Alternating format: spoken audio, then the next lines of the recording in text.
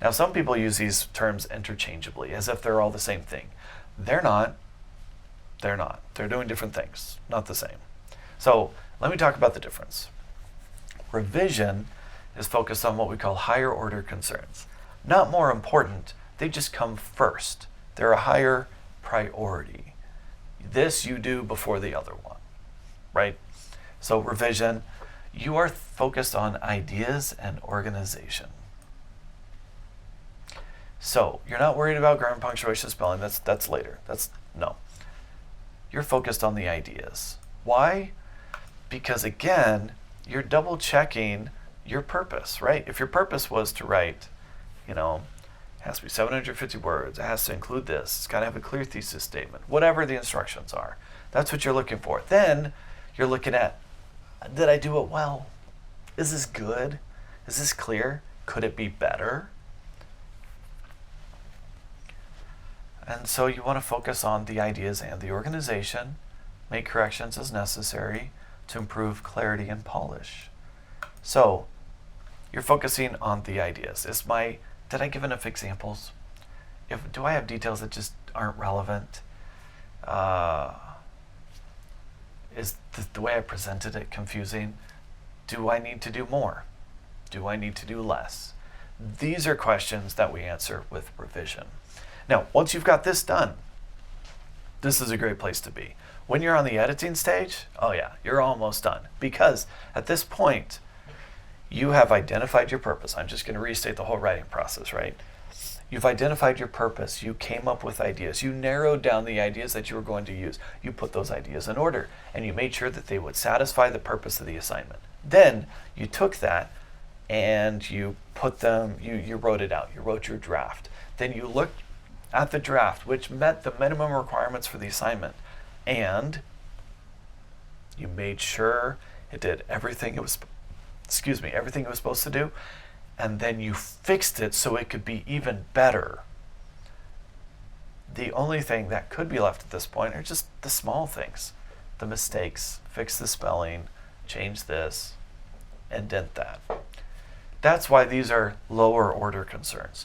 They're not less important, they just happen after you've done everything else. Now, can you edit throughout the entire process? Absolutely. You don't have to wait till the end of the paper to fix your spelling. No, but you absolutely want to double check spelling at the end of the paper, because that's the only thing left to fix at the end. The paper has the content that it needs. It is long enough. Now you're just trying to remove mistakes. So you want to identify them. What kind of mistakes are you looking for? Grammar, punctuation, spelling, capitalization. But more than that, citations, formatting. Any issues, the nitty-gritty stuff, fix it. Once you've done with that, you are done. Submit the thing and move on. And feel confident in what you did. So let's talk about some strategies to do that. Well, these are things that I would encourage any student to do. Now, if you're submitting this to a teacher, say a rough draft, well, listen to what the teacher has to say. But these are things you don't need the teacher for. Peer review.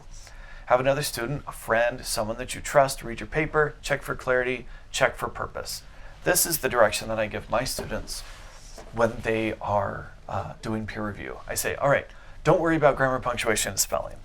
I tell them, don't do this. Don't worry about that. Because a lot of students don't feel qualified to do that anyway. I just say, that's not your job. Here's your job.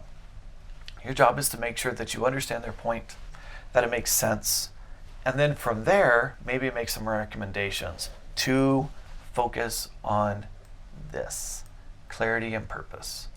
Is it doing what it's supposed to do? Is it clear to the reader?